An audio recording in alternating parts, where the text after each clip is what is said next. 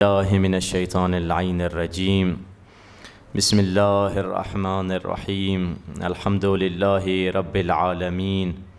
الحمد لله كما هو أهله، والصلاة والسلام على سيد المرسلين وخاتم النبيين أبي القاسم محمد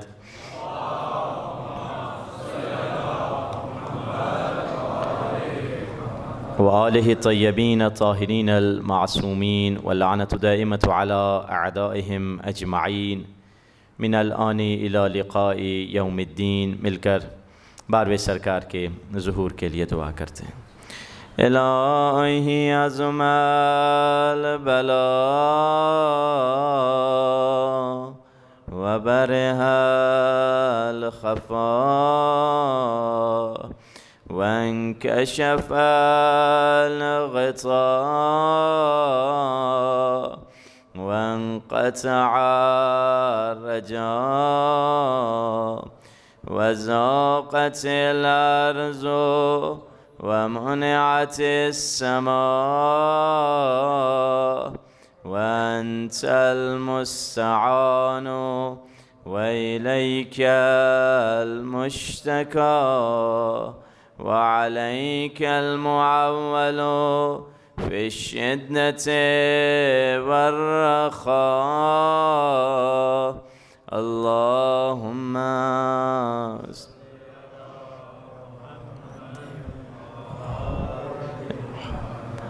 أولي الأمر الذين فرضت علينا طاعتهم وعرفتنا بذلك منزلتهم، ففرج عنا بحقهم فرجا عاجلا قريبا كلمح البصر أو هو أقرب. يا محمد يا علي اكفياني فإنكما كافيان، وانصراني فإنكما ناصران. يا مولانا يا صاحب الزمان الغوث أدركني الساعة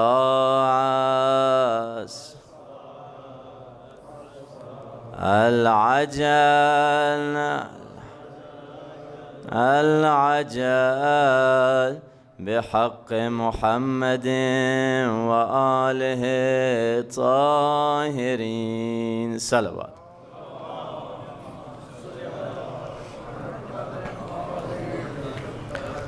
أما بعد، فقد قال الله سبحانه وتعالى في كتابه المجيد وفرقانه الحميد وقوله الحق وهو أصدق الصادقين.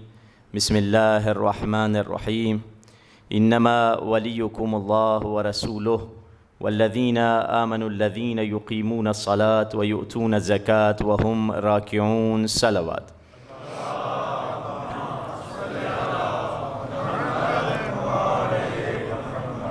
ایکسپیکٹ تو یہی کر رہے تھے کہ وقت پہ پہنچیں، مگر کبھی کبھار انسان کرنا کچھ چاہتا ہے، ہو کچھ چاہتا ہے. مولا نے فرمایا بدلتے ہوئے ارادے سے میں نے اللہ کو پہچانا.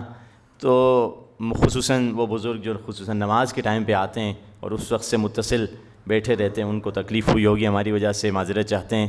اور کنٹینر وغیرہ جو رستے میں لگے ہوئے تھے جس کی وجہ سے ہم دیر میں پہنچے. خداوند متعال نے دین انسان کو ہدایت کے لیے بھیجا، اور تمام انبیاء ایک پیغام لے کر آئے جو توحید اور وحدانیت کا پیغام تھا. نوح آئے، توحید کا پیغام لے کر آئے، مگر جب نوح گئے تو لوگوں میں بت پرستی آ چکی تھی. اور اس کے بعد پھر ابراہیم آئے.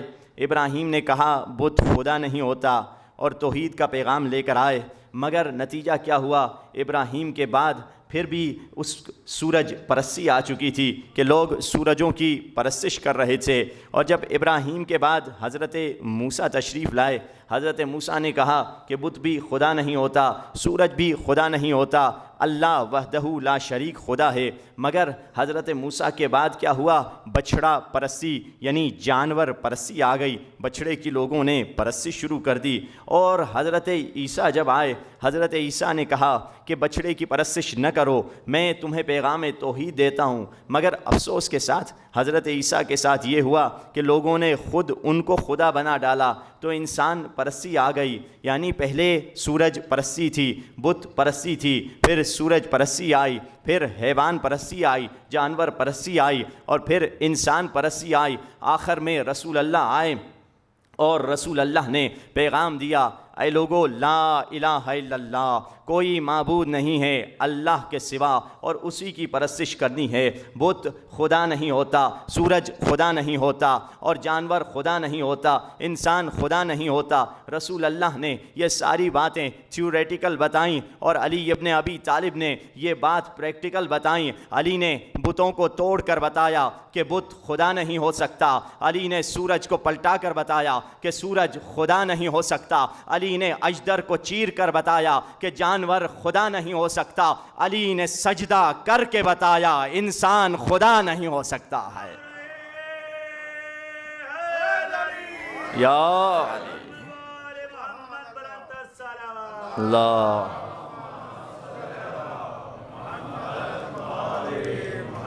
بلند تر صلوات پڑھ جائے محمد والے.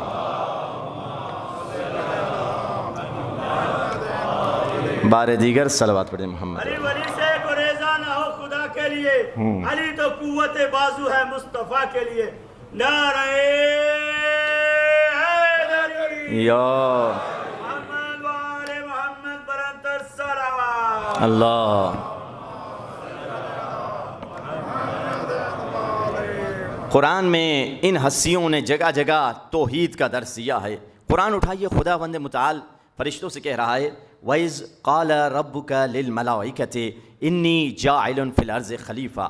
حبیب یاد کیجئے اس وقت کو جب میں نے فرشتوں سے کہا، آپ کے پروردگار نے فرشتوں سے کہا کہ میں آدم کی خلقت کرنے جا رہا ہوں. لفظ کیا ہے؟ وَإِذْ سے شروع ہوا ہے، اور عربی میں وَإِذْ کا مطلب کیا ہے؟ یعنی یاد کیجئے. بالکل اسی طرح کہ میں آپ کو کہوں کہ یوسف بھائی یاد کیجئے ہم کربلا میں تسبیح خرید رہے تھے اور آپ بھی موجود تھے. یاد کیجئے کا لفظ بتلا رہا ہے کہ جب میں تسبیح خرید رہا تھا آپ بھی وہاں تھے اور میں بھی وہاں تھا.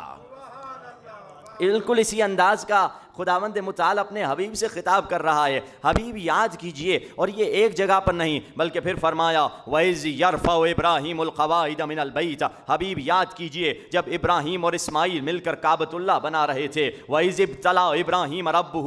حبیب یاد کیجئے جب ہم نے ابراہیم سے امتحان لیا. پھر فرمایا وَإِذْ وَعَدْنَا مُوسَىٰ 40 لَيْلَةً. حبیب یاد کیجئے جب ہم موسیٰ کو کوہ طور پر لے گئے. پھر فرمایا وَإِذْ قَالَ لُقْمَانُ لِابْنِهِ وَهُوَ يَعِظُهُ. حبیب یاد کیجئے جب لقمان اپنے بیٹے کو نصیحت کر رہا تھا کہ بیٹا شرک نہ کرنا. خدا سے ہم پوچھیں گے خدایا یہ نبی اتنا آخر میں آیا ہے اور تو بار بار کہہ رہا ہے یاد کیجئے یاد کیجئے یاد کیجئے، یہ کیا ماجرا ہے؟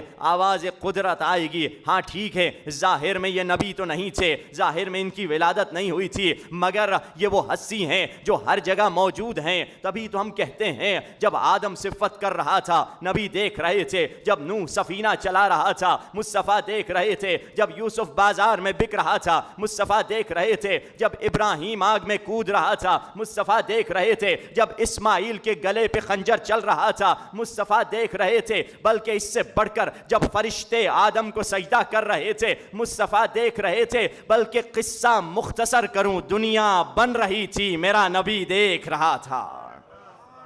یہ وہ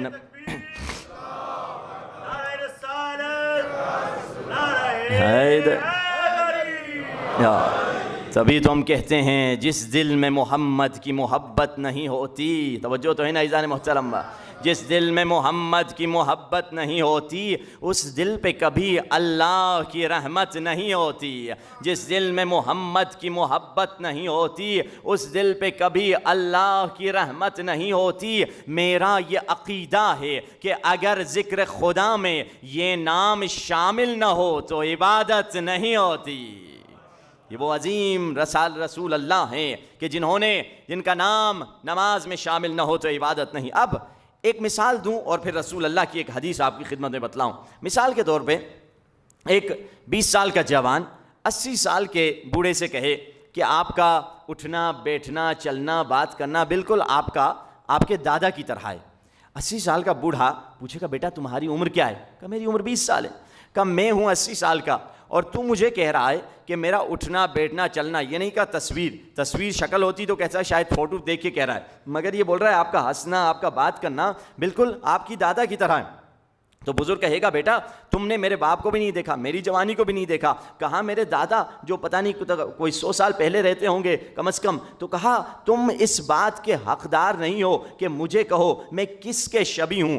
وہ یہ کہہ سکتا ہے جس نے مجھے بھی دیکھا ہو اور میرے دادا کی بھی دیکھا ہو، تب وہ ٹیلی کر سکتا ہے کہ میرا بولنا اور میرا اٹھنا کس کے شبیہ ہے۔ عزیزان محترم، مولا رسول اللہ نے مولا علی کو سند دے کر فرما دیا من اراد ان ينظر إلى آدم في علمه وإلى نوح في علمه وإلى إبراهيم في خلته وإلى إسماعيل في صدقه وإلى يحيى بن زكريا في زهده وإلى عيسى في عبادته وإلى سليمان في قضاوته وإلى أيوب في صبره وإلى يوسف في حسنه فلينظر إلى وجه علي بن أبي طالب۔ اگر آدم کا علم دیکھنا ہے تو علی کو دیکھو، اگر نوح کا علم دیکھنا ہے تو علی کو دیکھو، ابراہیم کی خلت دیکھنی ہے تو علی کو دیکھو، اسماعیل کی سچائی دیکھنی ہے تو علی کو دیکھو، زکریا کے زہد کو دیکھنا ہے تو علی کو دیکھو، عیسیٰ کی عبادت کو دیکھنا ہے تو علی کو دیکھو، ایوب کے صبر کو دیکھنا ہے تو علی کو دیکھو، سلیمان کی قضاوت کو دیکھنا ہے تو علی کو دیکھو۔ ارے اگر حسن یوسف دیکھنا ہے تو علی کو دیکھو۔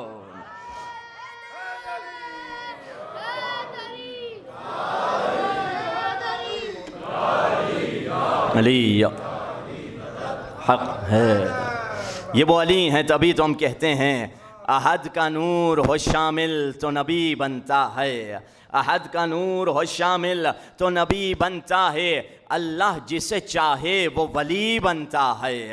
احد کا نور ہو شامل تو نبی بنتا ہے، اللہ جسے چاہے وہ ولی بنتا ہے۔ بکھرے ہوئے اوصاف سب نبیوں کے یکجا کیے جائیں تو علی بنتا ہے۔ یا اللہم صلی علی محمد۔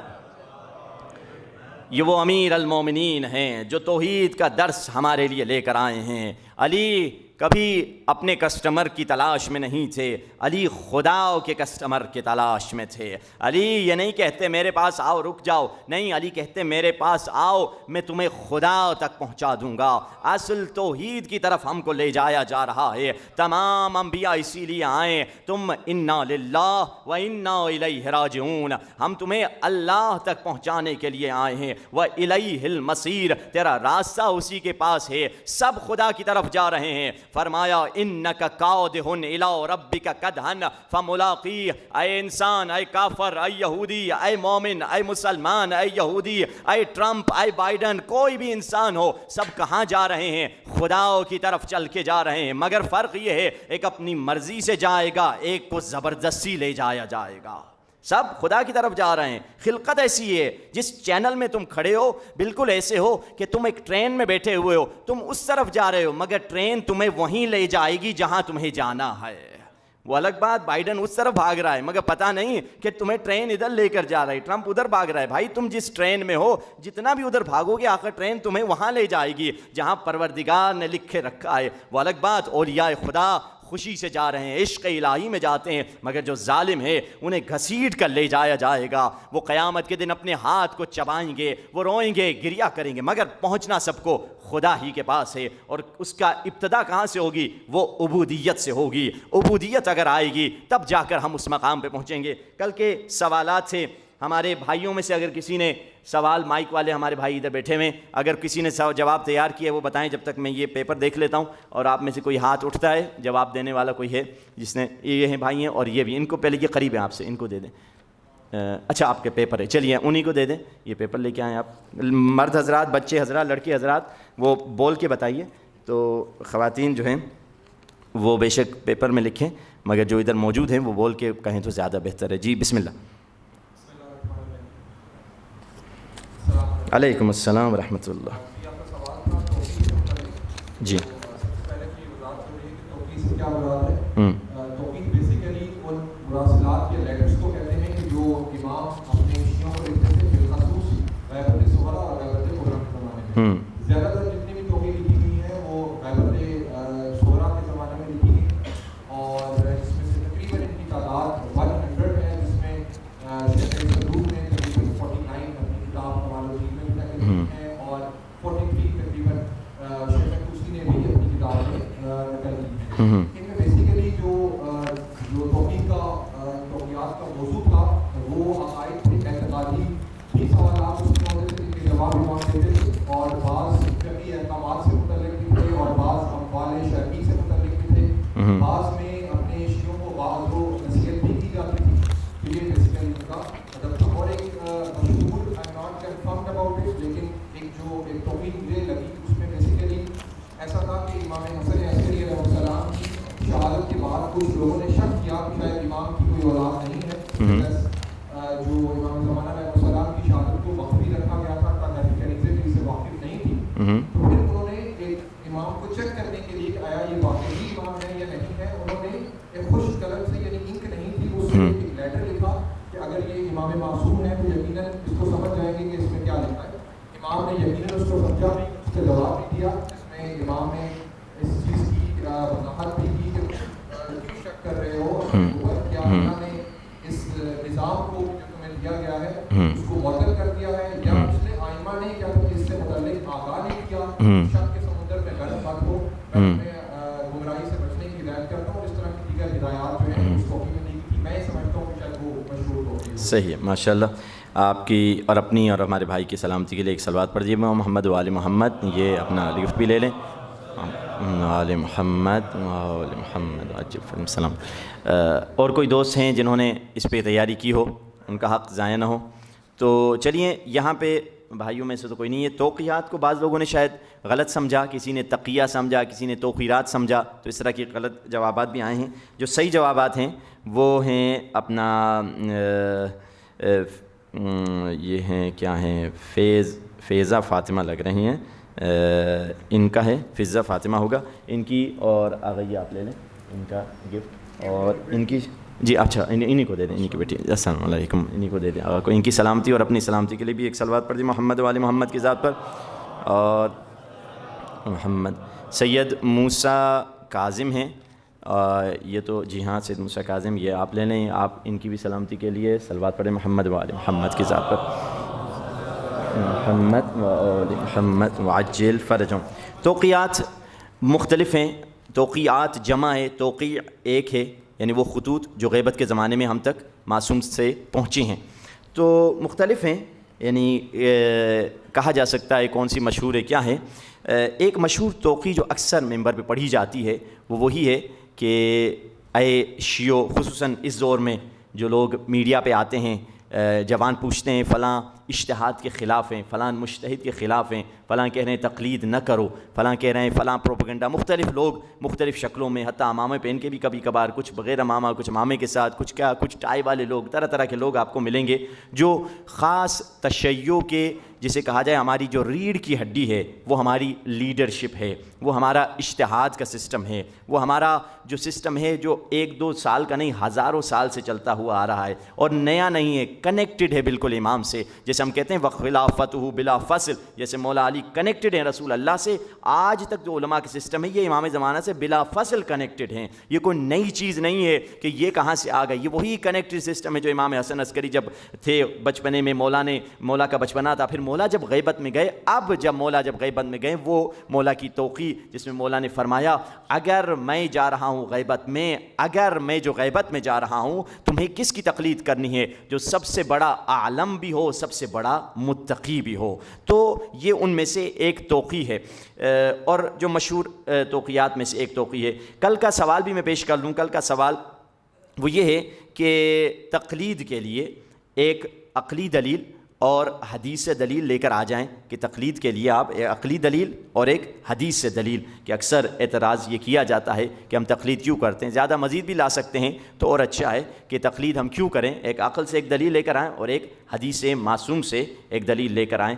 تو یہ پھر بھی کل کے سوال سے تھوڑا آسان ہے، تو زیادہ افراد اس کا جواب دے سکتے ہیں۔ صلوات پر محمد و آل محمد کی ذات۔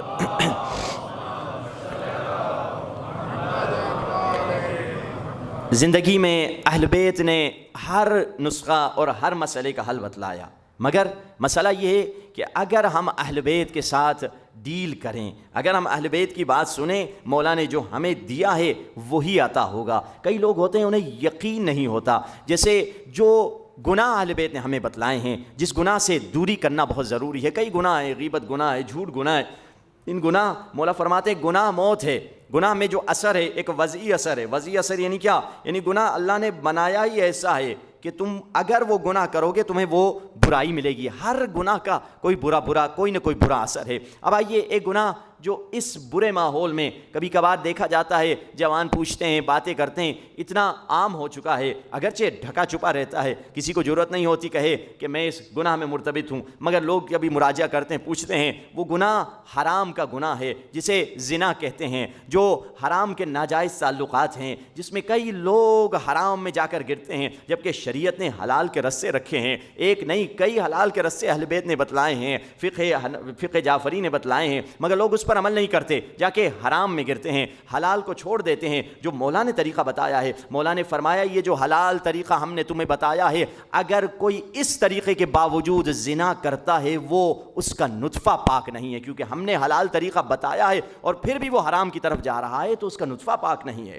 تو اب اس گناہ جس کو اس سائنس کی زبان میں STI یا STD کہا جاتا ہے، سیکشولی ٹرانسمیٹڈ انفیکشن یا سیکشولی ٹرانسمیٹڈ ڈیزیزز۔ اب دیکھیے ترقی روز بروز بڑھ رہی ہے، لوگ ڈیولپمنٹ ہر چیز، ترقی، لمبی عمر وغیرہ، صحت، ہر چیز بڑھ رہی ہے، تو یہ بیماری ٹیکنیکلی کم ہونا چاہیے، کیونکہ 40 سال پہلے یہ بیماری اگر زیادہ تھی تو ابھی تو کئی وسائل آ گئے ہیں، کئی چیزیں آ گئی جس کی وجہ سے یہ چیزیں کم ہونی چاہیے، مگر سائنس کی تحقیق بالکل الٹا بتا رہی ہے۔ کون سی تحقیق؟ سوئٹزرلینڈ میں فرنٹیئرز ان میڈیسن ایک جرنل ہے میڈیکل کا، کہ جو 2 مارچ 2022، یعنی زیادہ پرانی تحقیق نہیں ہے، 2 سال پرانی تحقیق ہے، اور کتنی لمبی تحقیق ہے کہ incidence trends of 5 common sexually transmitted infection including HIV from 1990 to 2019۔ تقریباً 30 سال کی تحقیق ہے، 30 سال کے کیسز کو سامنے رکھا ہے، 5 خطرناک بیماریاں جس میں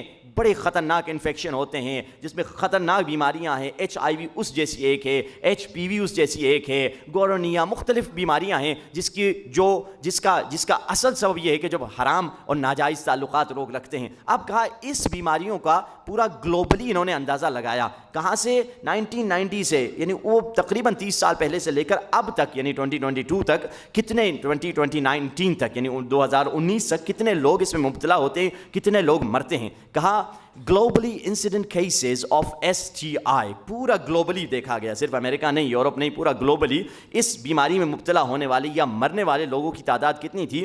increased by 58% from 486 million in 1990 to 769 million in 2019۔ یہ بیماری گھٹنے کے بجائے بڑھتی چلی جا رہی ہے۔ پہلے اگر تقریباً 50 کروڑ لوگ اگر مرتے تھے، ابھی 80 کروڑ لوگ اس میں مبتلا ہوتے ہیں یا اس بیماریوں سے مر جاتے ہیں۔ اگرچہ سائنس ٹیکنالوجی کر چکی ہے، ہر چیز آگے بڑھ رہی ہے، مگر یہ اموات کیوں بڑھتی چلی جا رہی ہیں، یہ بیماریاں کیوں بڑھتی چلی جا رہی ہیں؟ اب مولا رسول اللہ کا وہ جملہ یاد آتا ہے، اعوذ باللہ من الذنوب التي تعجل الفنا، خدایا ان گناہوں سے پناہ مانگتا ہوں جو 30 سال کی عمر کو 3 سال میں بدل دیتے ہیں۔ عمر اس کی 30 سال لکھی ہوئی تھی، مگر 30 سال کی عمر 3 سال میں بدل گئی. ایک مومن ملا, کہا مجھے عادت تھی حرام کی تعلقات, شادی سے باہر, بیوی تھی, بچے بھی 4 تھے, میں مختلف حرام کے تعلق رکھتا تھا. اب امریکہ میں مجھے ایڈز کی بیماری لگ گئی ہے, میری بیوی سفر پہ گئی ہوئی ہے, اب وہ واپس آئے گی, اسے اگر طلاق دے دوں تو میری پوری زندگی تباہ ہو جائے, اگر اس کے ساتھ رہتا ہوں یہ بیماری اس میں بھی منتقل ہو جائے گی, اب میں کیا کروں؟ ہم نے کہا ہمارے پاس اس کا سلوشن نہیں ہے.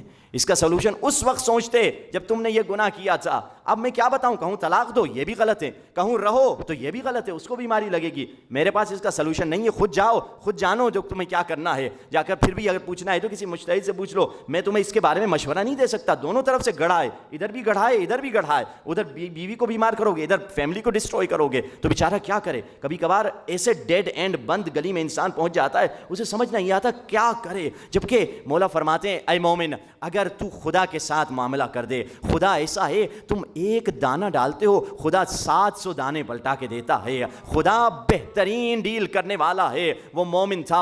وہ مومن کیسے ہوا؟ ایک در حقیقت پہلے چور تھا رسول اللہ کے زمانے میں رہنے والا. اسے پتا چلا مدینے میں ایک نئی فیملی آئی ہے. وہ بھی کیسی فیملی؟ جو تنے تنہا لڑکی ہے اور اس کا باپ بھی رستے میں مر چکا ہے. یہ لڑکی کہاں سے آئی تھی؟ مدینے کے اطراف ایک گاؤں تھا. ماں باپ بیٹی دونوں آئے مدینے میں, اپنا سارا سامان تبدیل کر دیا سونے میں. پرانے زمانے میں سونے میں 4-5 سونے کی بوریاں لے کر آئے, اور جب مدینے میں پہنچنے والے تھے اس لڑکی کا باپ رستے میں مر گیا. جب باپ مر گیا تو ایک مرتبہ اس نے کہا مجھے تو مدینے میں جانا ہے. مدینے میں پہنچی, ایک جگہ رہنے کے لیے لی اور ایک گھر ٹائپ سا اس نے خریدا کیونکہ پیسے دولت تھی. اب وہاں رہنے لگی. اسی رات اس چور کو پتہ چل گیا.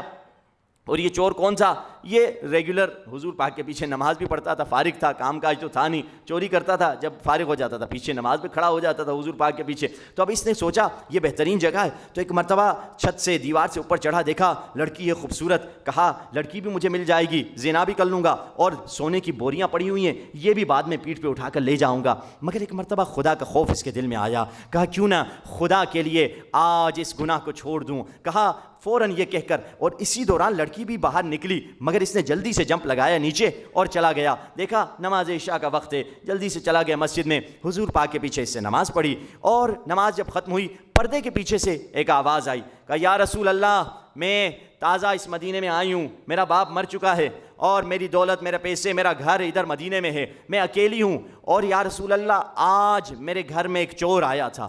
اب اس چور نے جب سنا, یا اللہ یہ مجھے پکڑوانے آئی ہے, ابھی میں پٹوں گا, یہ سارے نمازی مجھے پیٹیں گے. چوری بھی نہیں کی, لڑکی بھی نہیں ملی, اور پٹائی بھی ہوگی, نہ مزے ملے نہ کیا. کہا یہ کیا ہوا؟ کہا یا رسول اللہ میرے گھر میں آج چور آیا تھا, اور ہلکا سا شاید میں نے اس کو دیکھا بھی, مگر یا رسول اللہ آپ سے گزارش یہ ہے, پھر بھی چور آ سکتا ہے, آپ کسی کو میرے لیے, میرے نکاح میں کسی کو لے کر آ جائیں, جو لڑکا آپ کو پسند ہے اس سے میں آپ کو وکالت دیتی ہوں, آپ میرے وکیل بن جائیں اور اس سے میری شادی کروا دیں. اب جیسے یہ خبر سنی, جو لڑکے ٹیک لگا کے بیٹھے ہوئے تھے دیواروں کے پاس, وہ قریب آنے لگے. یا رسول اللہ ہم بھی امیدوار ہیں, ہم بھی کینڈیڈیٹ ہیں, ہم بھی تو ریگولر نمازی ہیں, ہم پہ بھی رحم کیجئے.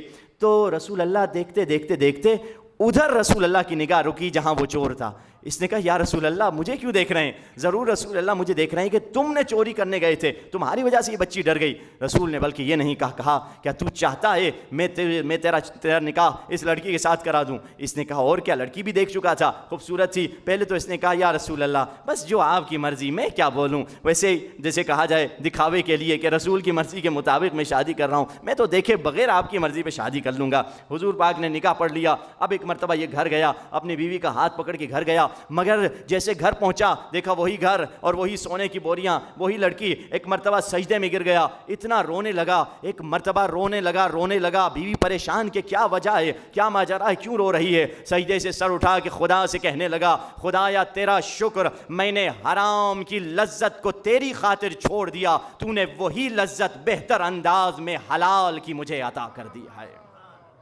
اگر انسان خدا سے ڈیل کرے, خدا سے معاملہ کرے, خدا کسی کو نا امید نہیں کرتا ہے. اگر یقین کے ساتھ اللہ کی خاطر کوئی بھی انسان نے قربانی دی, خدا اس کو صلہ ضرور دے گا. ایک بار محمد وآل محمد صلوات.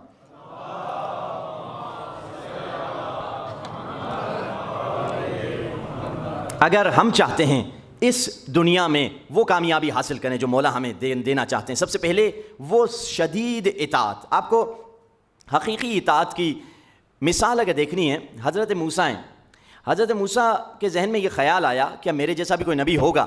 ایک مرتبہ آواز آئی خدا کی، جبریل جا میرے بندے کو بچاؤ. یہ خیال ہی برا ہے کہ تیرے جیسا کوئی نبی ہوگا. کہا ہاں. جبریل آئے. جبریل نے کہا خدا نے کہا ہے آپ جیسا نہیں بلکہ آپ سے بہتر ایک ہے جسے خضر کہتے ہیں، جائیے اس کی شاگردی کیجئے. حضرت موسیٰ نے تکبر نہیں کیا، اس کی شاگردی کے لیے گئے. ڈھونڈتے ڈھونڈتے خضر کو ملے اور کہا اگر میری پوری زندگی گزر جائے خضر کی تلاش میں، یعنی اچھے استاد کی تلاش میں، اگر آپ کی 80% زندگی گزر جائے آپ نے زندگی ضائع نہیں کی. اب ایک مرتبہ پہنچے خضر کے پاس. کہا اے خضر مجھے اپنا شاگرد بنا دے. کہا انک لن تستطیع معی صبرا، تم تو میرے ساتھ صبر ہی نہیں کر پاؤ گے. کہا نہیں میں آپ کے ساتھ صبر کروں گا.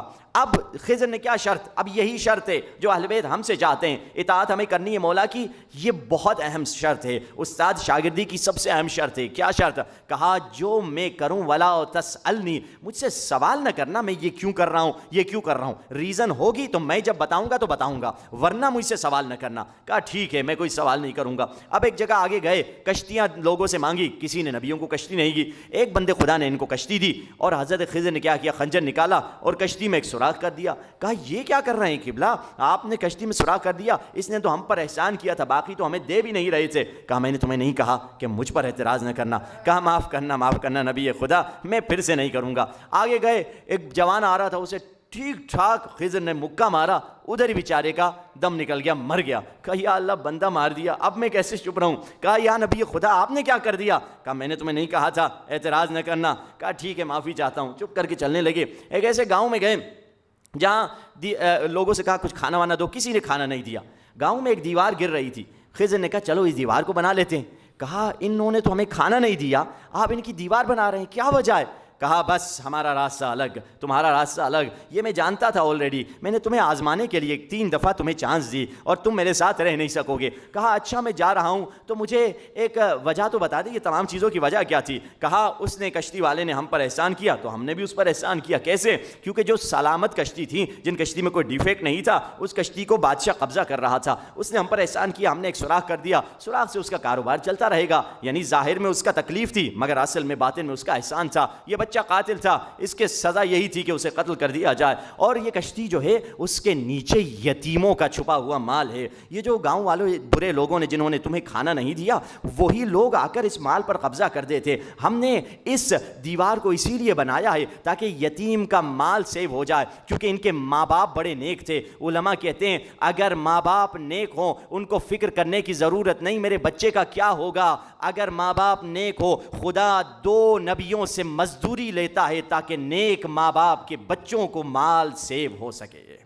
اللہ نے 2 نبیوں کو مزدور بنا دیا کہ ان بچوں کا مال سیو ہو جائے. اچھا بریکٹ میں اس سے پہلے کہ میں آگے بڑھوں یہ بات بھی کرتا چلا جاؤں جو ابھی شروع میں بھی بات ہوئی توقیات کے بارے میں، اجتہاد کے بارے میں. لوگ اعتراض کرتے ہیں کہ ارے سب سے سمجھے جس کا کامن اعتراض ہے کہ قبلہ مجتہدوں میں اختلاف کیوں ہیں، اگر دین تو ایک ہے نا، 2 اختلافات کیوں ہونے چاہیے، جبکہ ریلیجس ہمارا ایک ہی ہے. چاند کوئی 2 تھوڑی ہیں، چیزیں 2 تھوڑی ہیں، نماز تو ایک ہے، شریعت رسول اللہ نے ایک ہی بات کی ہے. میں کہوں گا بھائی یہ تو غیر معصوم مجتہد ہیں، اللہ کے 2 معصوم مجتہد ہیں، دونوں کے فتووں میں اختلاف ہے. خضر کہہ رہے ہیں سوراخ کرنا واجب ہے، موسیٰ کہہ رہے ہیں حرام ہے. خضر کہہ رہے ہیں قتل کرنا واجب ہے، موسیٰ کہہ رہے ہیں فتویٰ حرام ہے. خضر کہہ رہے ہیں دیوار بنانا واجب ہے، موسیٰ کہہ رہے ہیں دیوار بنانا حرام ہے. یہ اختلاف کیوں آیا؟ ایک ہی اللہ کے 2 معصوم نبی ہیں، کیونکہ علم میں اختلاف آیا. خضر کا علم عرفان اور باطن کا علم تھا، موسیٰ کا علم ظاہر اور فقہ کا علم تھا. جب علم میں اختلاف ہوتا ہے تو فتووں میں بھی اختلاف آ جاتا ہے. یہ فتووں میں اختلاف کوئی برا نہیں ہے، نبیوں کے فتووں میں اختلاف ہے. یہ معصوم کی کیا بات کر رہے ہیں آپ؟ کوئی برا تھوڑی ہے. اللہ نے اختلاف اللیل النہار سے پوری دنیا چل رہی ہے، اختلافات برے نہیں ہوتے. یہ علمی اختلاف ہے، اس میں کوئی حرج نہیں ہے. اب اس واقعے کو بیان کرنے کا مقصد کیا تھا؟ مقصد یہ تھا جو جملہ خضر نے شرط میں رکھا تھا. کیا کہا تھا؟ کہ اگر میں جو کرتا ہوں تو مجھ پر اعتراض نہ کرنا. اہل بیت کے ساتھ بھی یہی ہوا. اہل بیت کے ساتھ لوگوں نے اطاعت کا دعویٰ کیا مگر کیا وہ چل پائے؟ ان میں سے ایک عبرت مولا کی زندگی کی یا جسے کہا جائے تاریخ کی عبرت ایک یہ ہے. کون ہے وہ شخص؟ وہ زبیر ہے. زبیر کون تھا؟ وہ مولا کا چاہنے والا تھا کہ جو 12-13 سال کا تھا جو اسلام لے کر آیا اور مولا کا رشتہ دار بھی تھا, مولا علی کا چاہنے والا بھی تھا, اور ایسا شخص تھا کہ جب مولا نے کہا کہ لوگوں سے کل تیار ہو کر آ جاؤ, کل ہم جنگ کریں گے.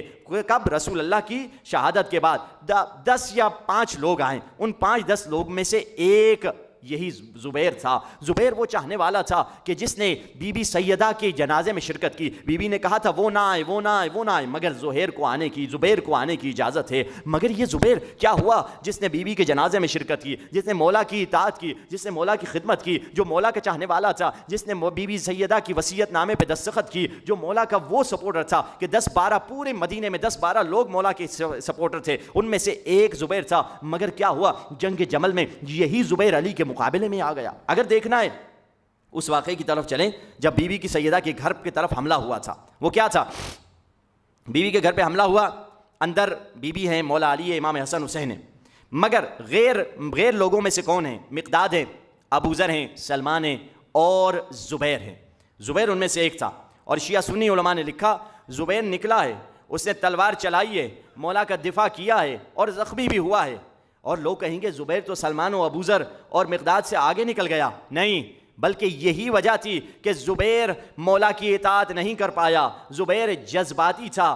یاد رکھیے جو ٹھنڈی چیز ہوتی ہے, ٹھنڈا کھانا, گرم کھانا ٹھنڈا ہو جاتا ہے, جو زیادہ گرم ہوتا ہے وہ جلدی ٹھنڈا بھی ہو جاتا ہے. گرم کھانا ٹھنڈا ہو جاتا ہے مگر پکا ہوا کھانا کبھی کچا نہیں ہوتا. اسلام یہ نہیں کہہ رہا گرمی ایسی لے کر آؤ تھوڑی دیر کے بعد ٹھنڈی ہو جاؤ. اسلام تمہیں پختگی دے رہا ہے. اس میں پختگی نہیں تھی. کیسے پختگی نہیں تھی؟ جب سب کھڑے ہوئے ہیں, مولا نے اجازت نہیں دی, اس نے تلوار نکالی, مولا کی اجازت کے بغیر مولا کا دفاع کیا ہے. مگر سلمان کو دیکھیں, سلمان کا ہاتھ تلوار کے قبضے پہ ہیں اور نگاہیں علی کو دیکھ رہی ہیں. اگر علی حکم دیں گے تو میں تلوار نکالوں گا. یہ اطاعت سلمان کی تھی. زبیر نے اپنے آپ کو مروا دیا, یعنی زخمی کیا, مگر اس زخم کا کوئی فائدہ نہیں ہوا, کیونکہ تم مولا کی اجازت بغیر جا کے زخمی ہوئے ہو, تم مولا کی اجازت بغیر جا کے شہید ہوئے ہو. اس شہادت کا بھی کوئی فائدہ نہیں جو آقا کی اجازت کے بغیر ہو. اور عجیب ہے, اس حال میں معصوم امام فرماتے ہیں اس وقت جب بی بی سیدہ کے گھر پہ حملہ ہوا, کیا جانتے ہو کس کا مقام سب سے بلند تھا؟ تو کہا مولا نے, لوگوں نے سمجھا کہ مولا کہیں گے سلمان. مولا نے کہا نہیں, اس وقت سلمان کا مقام سب سے بلند نہیں تھا. اب مولا نے بتلایا, مولا نے فرمایا جب ہماری دادی کے گھر پہ حملہ ہوا سب سے بلند مقام مقداد کا تھا. راوی نے پوچھا مولا کیوں مقداد کا مقام؟ کہا سلمان نے بھی تلوار نہیں نکالی, مگر سلمان کا ایک ہاتھ تلوار کے قبضے پہ تھا, نگاہیں علی کو دیکھ رہی تھی, مگر سلمان دل ہی دل میں کہہ رہے تھے مولا مجھے جنگ کی اجازت کیوں نہیں دے رہے. مگر مقداد دل میں بھی یہ نہیں سوچ رہے تھے, مقداد یہی کہہ رہے تھے جو علی کر رہے ہیں وہ صحیح کر رہے ہیں. یعنی دل میں بھی نہیں سوچا. یعنی یہ نہیں کہ مقداد سلمان ہم سے تو بہت اوپر ہے, مگر مولا نے کمپیئر کر کے بتایا بعض مقام پہ کسی کا مقام زیادہ اوپر چلا جاتا ہے. یعنی آقا پہ ذہن میں بھی اعتراض نہ کرنا, ارے یہ کیا کر دیا مولا نے. نہیں, یہ دل اگر تمہارا کہہ رہا ہے, زبان بھی نہ کہی, اگر دل بھی اگر کہہ رہا ہے یہ کیا کر دیا مولا نے, تمہارا لیول دوسرے سے کم ہو جائے گا. اگرچہ سلمان اپنے مقام پہ بہت بلند تھے, اب ویسی امام زمانہ کیوں ظہور نہیں کر رہے؟ وہی خضر اور موسیٰ کے ماجرا کو ذہن میں رکھیے اور پھر آئیے زبیر کے ماجرا کو ذہن میں رکھیے, پھر آئیے ظہور کی طرف. مولا ظہور کیوں نہیں کر رہے؟ مولا کو وہ اطاعت گزار چاہیے کہ مولا انہیں کہیں, یہ نہ کہیں مولا کیوں, کاہے کو, کس لیے, وجہ کیا ہے, ریزن کیا ہے. بس ادھر سے مولا کہیں تو چاہنے والا کہے لبیک یا مولا, اسی وقت لبیک کہہ دے, اعتراض نہ کرے, کویسچن نہ پوچھے. ایسے اطاعت گزار اگر تیار ہو جائیں گے مولا کے ظہور میں دیری نہیں ہوگی. مولا ہم سے وہ چاہتے ہیں جیسی اطاعت ابو ذر نے کی, سلمان نے کی. سلمان کے بارے میں واقعہ ملتا ہے کہ سلمان جب بھی مولا علی مسجد میں آتے ہیں سب سے پہلے ان کے ساتھ سلمان ہوتا تھا. کسی نے پوچھا سلمان تم کیا مسجد میں سوتے ہو؟ کہا نہیں, میں مسجد مولا علی کے ساتھ آتا ہوں. تو انہوں نے سوچا کل ہم ایسے کرتے ہیں, سلمان, مولا علی تو علی ہیں, سلمان سے آگے نکل جاتے ہیں, مولا علی کے بعد سب سے پہلے ہم مسجد میں آئیں گے. اگلے دن آئے, دیکھے پھر سلمان ہے. کہا اب نہیں، اب تیسرے دن کیا کریں گے؟ کوشش کریں گے ساری رات جاگیں گے، جیسے مولا کے قدموں کی آواز آئے گی تو فوراً دروازہ کھول کے ہم بھی مولا کے بعد نکلیں گے۔ کہا ٹھیک ہے، ساری رات بیٹھے رہے۔ اب ایک مرتبہ صبح کو فجر کے وقت مولا کے قدموں کی آواز آئی، مولا جب گلی سے گزر کے گئے، انہوں نے دروازہ کھولا، جلدی سے گئے، دیکھا ہاں الحمدللہ سلمان ابھی نہیں پہنچے، کیونکہ زمین پہ مٹی پہ 2 ہی قدموں کے نشان نظر آ رہے تھے۔ جلدی سے جا کے مسجد پہنچے، دیکھا ارے پھر سے سلمان بیٹھے ہوئے ہیں۔ سلمان تو کیا مسجد میں سوتا ہے؟ کب آیا؟ کہا ابھی مولا کے پیچھے آیا۔ کہا سلمان جھوٹ بول رہا ہے، تو ابھی نہیں آیا، تو کب سے بیٹھا ہوا ہے؟ ہم نے خود گلی میں دیکھا، علی کے گزرنے کے بعد 2 ہی قدموں کے نشان تھے۔ سلمان نے کہا علی کی اطاعت میں سلمان ایسا ڈوبا ہوا ہے، جہاں علی قدم رکھتے ہیں وہاں سلمان قدم رکھتا ہے۔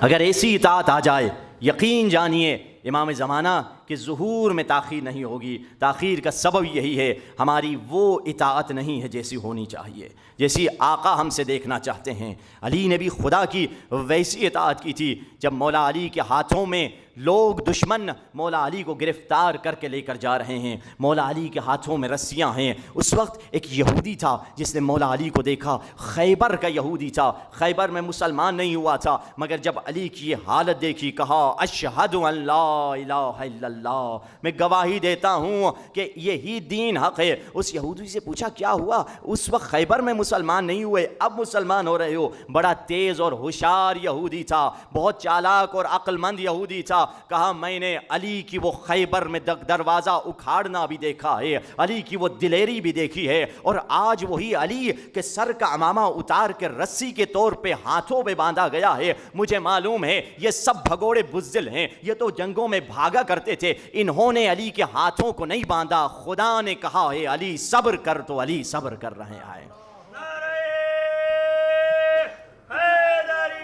یا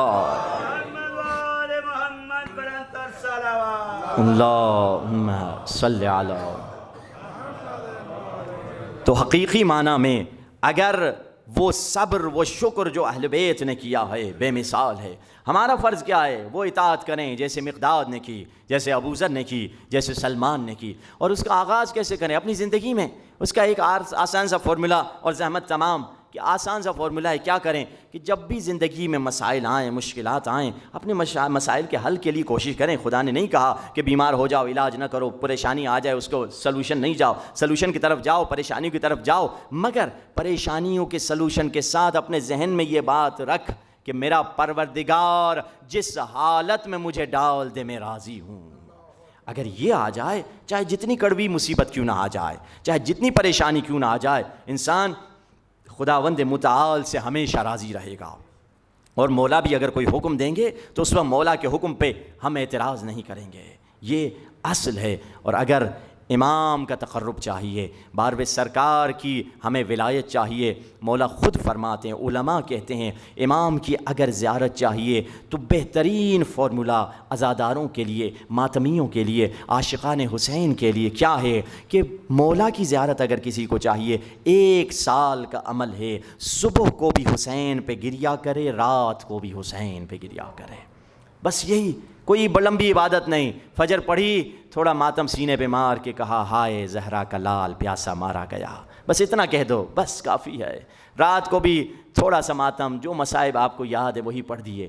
اور یقین جانیے یہ کس کو نسخہ ملا تھا؟ یہ وہ عبد الکریم ایک موچی تھا، اس نے بہت توسل کیا رسول اللہ سے، رسول اللہ کو خواب میں دیکھا، رسول اللہ نے یہی نسخہ اسے بتایا، وہ صبح شام امام حسین پہ گریہ کیا کرتا تھا۔ 1 سال کے بعد امام زمانہ سے اس کی دوستی ہو گئی، اب وہ ہر روز امام زمانہ کو دیکھتا تھا، ایک موچی تھا۔ امام زمانہ نے کہا اے عبد الکریم، تو ہر روز ہم تم سے ملنے آتے ہیں، اگر ایک دن تم اپنے زمانے کے امام کو نہ دیکھے تو کیا ہوگا؟ کہا مولا میں مر جاؤں گا۔ مولا فرماتے تبھی تو ہم تمہیں اپنا دیدار کرانے آتے ہیں، کیونکہ تم مر جاؤ گے ہمارے بنا، تو سچے عاشق ہو۔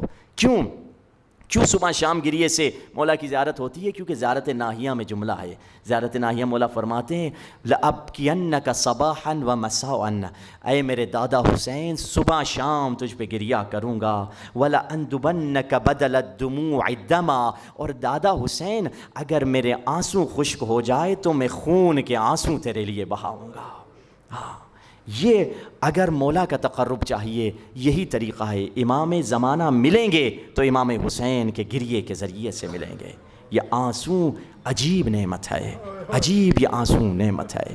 تبھی تو فرمایا قیامت کے دن ہر آنکھ روئے گی, بس وہ آنکھ جو اپنے گناہوں پہ روتی رہی اور وہ آنکھ جو شبیر کے زخموں پہ روتی رہی, وہ آنکھ قیامت کے دن نہیں روئے گی. ہاں, اور ہم اس فرش عزاں میں اسی لیے جمع ہوئے ہیں, اس امام پہ رونے کے لیے جو 40 برس تک روتا ہوا آیا تھا. وہ مظلوم امام, وہ امام جب پانی کو دیکھتا تھا رو دیتا تھا. وہ امام جب مدینے میں جاتا تھا, کسی کے گود میں چھوٹا سا بچہ ہوتا تھا, اس کے بازو پہ ہاتھ رکھ کے کہتا تھا بھائی کیا اس کی ماں نے اسے دودھ پلایا ہے؟ وہ کہتا جی مولا پلا چکی ہے اس کی ماں. مولا کہتے میرا بھی ایک چھوٹا سا بھائی تھا جس سے بابا پانی پلانے گئے تھے. وہ مظلوم امام جب بھی کسی کو جانور ذبح کرتے ہوئے دیکھتا, جاتے کسائی کے ہاتھ پہ ہاتھ ڈال کے کہتے بھائی کیا اسے پانی پلایا ہے؟ کہا ہاں, نہ آپ کے نانا کی شریعت ہے کہ جانور کو ذبح کرنے سے پہلے پانی پلا دینا چاہیے. بس یہ جملہ سنتے سجاد کا چہرہ کربلا کی طرف ہو جاتا. کہتے بابا یہاں جانور کو پانی پلا رہے ہیں, آپ فرزند رسول تھے, نواسہ رسول تھے, جگر گوشہ بطول تھے. مولا سجاد کے بارے میں ملتا ہے ایک ظالم تھا جس کا نام حسین ابن نمیر تھا. اس نے پورے راستے میں سادات کو بہت رلایا. ملتا ہے جب علی اکبر جنگ کے لیے گئے تھے, مولا سجاد نے کہا باقر کی اماں ذرا خیمے کا پردہ ہٹانا, مجھے بھائی کی ہم شکل پیمبر کی جنگ دیکھنی ہے. اب ملتا ہے اس جنگ کے دوران حسین ابن نمیر دیکھ رہا تھا بھائی کو, بھائی دیکھ رہا ہے. اس کے ہاتھ میں ایک برچھی تھی, اس نے برچھی علی اکبر کی جوان پھسلیوں میں چبھوئی. کاش ادھر رک جاتا, پھر برچھی کو واپس نکالا جس سے خون ٹپک رہا تھا. ٹپکتا خون سجاد کو دکھایا, دیکھ تیرے بھائی کا خون ہے. سجاد نے کہا باقر کی اماں پردہ گرا دے, مجھے بھائی کی جنگ نہیں دیکھنی. اس سارے راستے میں حسین بن نمیر مولا کو رلاتا آیا. ملتا ہے جب یہ سادات, جب یہ قافلہ یزیدیوں کا رکتا تھا, خود تو خیمے میں جاتے تھے, سید زادیوں کو دھوپ میں بٹھایا کرتے تھے. اب اس دھوپ کی گرمی سے سجاد کے ہاتھوں میں جو زنجیریں تھیں اتنی گرم ہو جاتی تھیں کہ سجاد کی کھال اکھڑ جاتی تھی.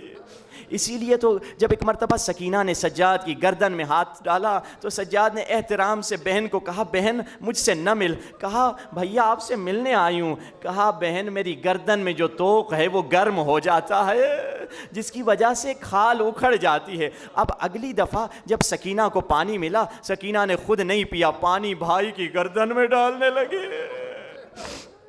بھیا آپ نے کہا تھا گردن کے توق کی زنجیر گرم ہو جاتی ہے. اب وہاں دھوپ میں سادات بیٹھے رہے, مولا سجاد کے ہاتھوں میں زنجیر گرم ہو گئی. مولا اٹھے اور ایک خیمے کے سائے میں آ کر بیٹھے. یہ خیمہ اسی حسین بن نمیر ملعون کا خیمہ تھا. یہ اپنے خیمے میں سو رہا تھا, زنجیر سے ٹکرائی, اس کی آنکھ کھلی. غلام سے کہا دیکھ ذرا دیکھ یہ قیدی ہمارے خیمے کے قریب کیوں آ رہا ہے.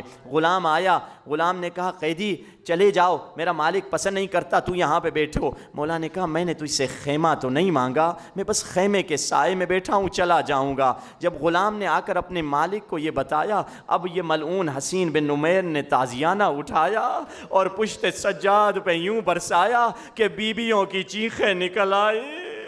سجاد ہم اپنے ہاتھوں سے سایہ بنائیں گے. سارے راستے میں ستاتا آیا میرے مظلوم امام کو. عزادارو یہی حسین ابن نمیر یزید کے حکم سے مدینے پہ اس نے حملہ کیا. مدینے میں جب حملہ کیا کئی مدینے والوں کی عزتیں لوٹیں, برباد کیا, قتل کیا. اب اسے پتا چلا یزید مر گیا ہے, اس کا لشکر اسے چھوڑ کر بھاگ گیا, یہ تنے تنہا پھر رہا ہے. اب اس نے سوچا اگر مدینے والے مجھے پہچان لیں گے تو مجھے ٹکڑے ٹکڑے کر دیں گے. جنگلوں میں نکل گیا. جنگلوں سے جب باہر آیا اس نے دیکھا کچھ خیمے لگے ہوئے ہیں. پوچھا یہ کس کے خیمے ہیں؟ کہا یہ زین العابدین کے خیمے ہیں. اسے یاد آیا علی اکبر کو میں نے کس طرح سے برچھی ماری تھی. کہا اگر سجاد مجھے پہچان لے تو مجھے زندہ نہیں چھوڑیں گے. جلدی سے جنگلوں کی طرف جانے لگا. ایک مرتبہ پیچھے سے میٹھی سی آواز آئی, بھائی بھائی عرب کہاں جا رہے ہو؟ دکھنے میں مسافر لگ رہے ہو، پیاسے اور بھوکے لگ رہے ہو، آؤ میں تمہیں کھانا کھلاؤں۔ یہ خوش ہو گیا، سجاد نے مجھے پہچانا نہیں ہے۔ یہ خیمے میں گیا، سجاد نے کہا نبی کی سنت ہے مہمان کے ہاتھ دھلائے جاتے ہیں، ذرا اپنے ہاتھ قریب لاؤ میں تیرے ہاتھ دھلاؤں۔ سجاد نے ہاتھ دھلائے، کھانا کھلایا، یہ کھانا کھا کے سو گیا۔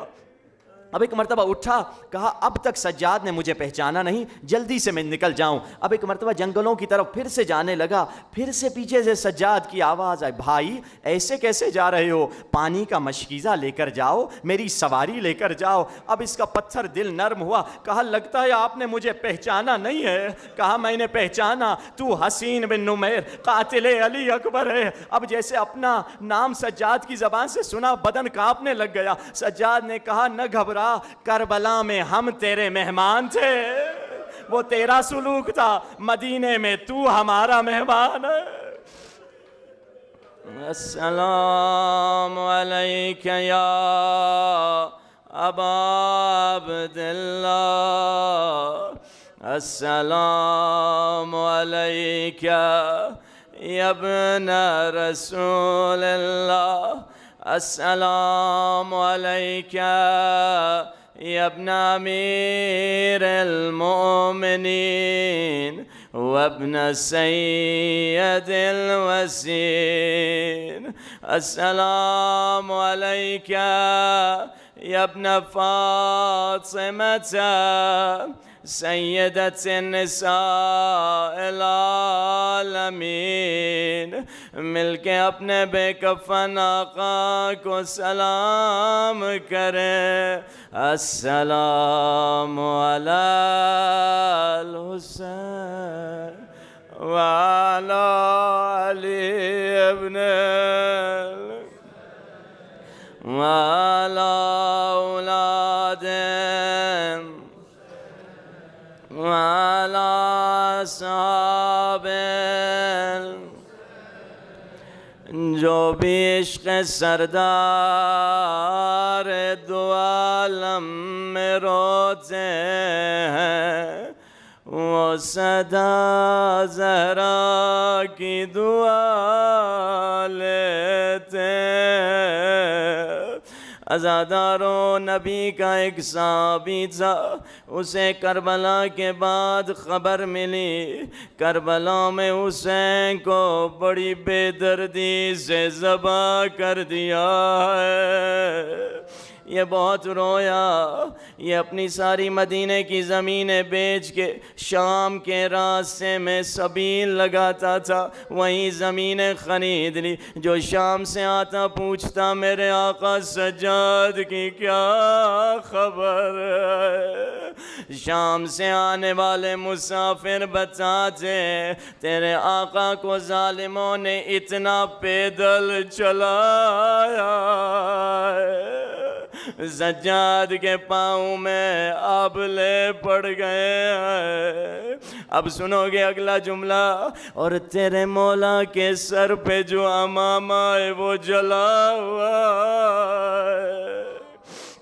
اللہ جانے یہ امامہ کہاں جلا، یہاں شام غریبہ ایک بیمار کا بستر جلا تھا۔ یہ بہت روتا گریا کرتا۔ اب عزادارو، جب سادات کا لٹا ہوا قافلہ رہا ہو کر مدینے کی طرف جانے لگا، بی بی زینب کے کانوں سے ایک آواز ٹکرائی، کوئی درد بھری آواز سے کہہ رہا ہے، ہائے مظلوم حسین، ہائے غریب حسین۔ بی بی زینب نے کہا سجاد ذرا جا کے دیکھنا یہ کس حسین پہ رو رہا ہے، کیا زہرا کے لال حسین پہ رو رہا ہے؟ مولا سجاد سواری سے اترتے ہیں، دیکھتے ایک بوڑھا ہے زمین پہ کام کر رہا ہے، کبھی کبھی آسمان کی طرف نگاہیں بلند کر کے کہتا ہے، خدایا مجھے کب آقا سجاد کی زیارت نصیب ہوگی۔ مولا سجاد